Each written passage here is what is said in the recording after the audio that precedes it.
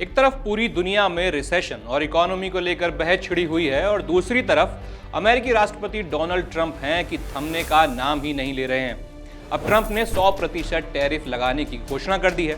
जी हां, पहले 50 और अब 100% टैरिफ। क्या है ट्रंप का ये नया फैसला और इसका भारत पर क्या असर पड़ेगा, बताएंगे आपको इस वीडियो में। नमस्कार, मेरा नाम है आशीष मिश्रा और आप देख रहे हैं अमर उजाला।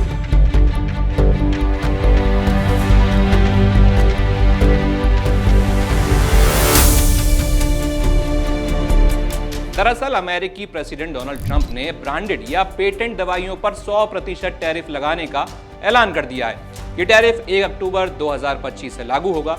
ये टैक्स उन कंपनियों पर नहीं लगेगा जो अमेरिका में ही दवा बनाने के लिए अपना प्लांट लगा रही हैं। इतना ही नहीं, kitchen cabinet, bathroom vanity, furniture और भारी ट्रकों पर नए टैरिफ की घोषणा भी कर दी गई है। ये टैरिफ 1 अक्टूबर से लागू हो जाएंगे। उन्होंने कहा है कि दवाओं पर 100%, किचन कैबिनेट और बाथरूम वैनिटी पर 50%, फर्नीचर पर 30% और भारी ट्रकों पर 25% टैरिफ लगाया जाएगा। चलिए एक बार ब्रांडेड या पेटेंट दवाइयों और जेनेरिक दवाइयों के बीच का अंतर समझ लेते हैं। सबसे पहले बात करते हैं ब्रांडेड या पेटेंट दवाइयों की। इन दवाओं को कोई फार्मा कंपनी काफी रिसर्च के बाद बनाती है। इस रिसर्च में काफी खर्चा होता है, इसीलिए इसकी कीमत भी ज्यादा होती है। इस रिसर्च के लिए इन कंपनियों को एक तय समय सीमा के लिए पेटेंट का अधिकार मिल जाता है, यानी कोई और कंपनी इस फॉर्मूले का इस्तेमाल करके दवाई नहीं बना सकती। अगर हम जेनेरिक दवाइयों की बात करें, सीधी भाषा में जब ब्रांडेड दवाई का पेटेंट खत्म हो जाता है तब बाकी कंपनियां भी इसी फॉर्मूले को यूज कर दवा बनाती हैं। इसके लिए उन्हें ज्यादा रिसर्च नहीं करनी पड़ती। यही वजह है कि जेनेरिक दवाओं की कीमत ब्रांडेड दवाओं से कम होती है। अब सवाल ये उठता है कि ट्रंप ने ब्रांडेड दवाओं पर टैरिफ लगाने का फैसला आखिर क्यों लिया। दरअसल ट्रंप का मानना है कि इस फैसले से अमेरिका में उत्पादन बढ़ेगा और यह फैसला अमेरिकी फर्स्ट और मेक इन अमेरिका नीति का हिस्सा है। इसके साथ ही वह दवाओं के लिए दूसरे देशों पर निर्भर नहीं रहना चाहते। उनका यह भी मानना है कि कोरोना जैसी महामारी में अमेरिका को दवाओं की शॉर्टेज ना हो, इसीलिए यह फैसला सही होगा। ट्रंप ने जेनेरिक दवाओं पर टैरिफ क्यों नहीं लगाया, यह सवाल उठना लाजमी है। तो इसका जवाब है कि जेनेरिक दवाएं ब्रांडेड दवाओं से 80% से 90% तक सस्ती होती हैं और अमेरिका जेनेरिक दवाओं पर बहुत ज्यादा निर्भर है। अगर जेनेरिक दवाओं पर भी 100% टैरिफ लगाया जाता तो उनकी कीमत बढ़ जाती। इससे अमेरिकी नागरिकों के लिए स्वास्थ्य सेवाएं बहुत महंगी हो जाती और सीधे तौर पर अमेरिकी नागरिकों की जेब पर असर पड़ता। अब जरा बात कर लेते हैं कि ट्रकों के पार्ट्स पर कितना टैरिफ लगा है।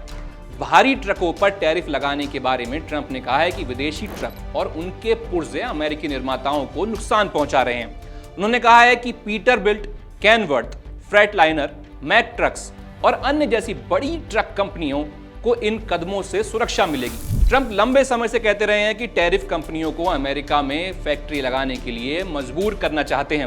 उनका दावा है कि आयातक इन करों का बोझ उपभोक्ताओं पर नहीं डालेंगे, जबकि कई विशेषज्ञ इससे उल्टा मानते हैं।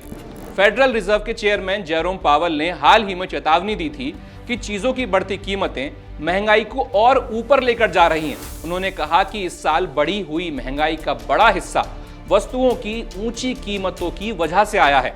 अब सबसे जरूरी बात, ट्रंप के इस टैरिफ का भारत पर क्या असर पड़ेगा। 100% टैरिफ यानी दवाओं के दाम बढ़ जाएंगे। इससे भारत के फार्मा एक्सपोर्ट पर नकारात्मक असर पड़ेगा। बीते वित्त वर्ष में भारतीय उद्योगों की तरफ से दुनिया को करीब 2.5 लाख करोड़ रुपए यानी 27.9 अरब डॉलर की दवाओं का निर्यात हुआ है। इसमें केवल अमेरिका को ही करीब 77,000 करोड़ रुपए यानी 8.7 अरब डॉलर की दवाएं निर्यात की गई हैं। भारत के दवा निर्माताओं के लिए अमेरिका सबसे बड़ा बाजार रहा है। 2025 के पहले 6 महीने में ही अमेरिका को कुल 32,505 करोड़ रुपए यानी 3.7 अरब डॉलर की दवाओं का निर्यात हो चुका है।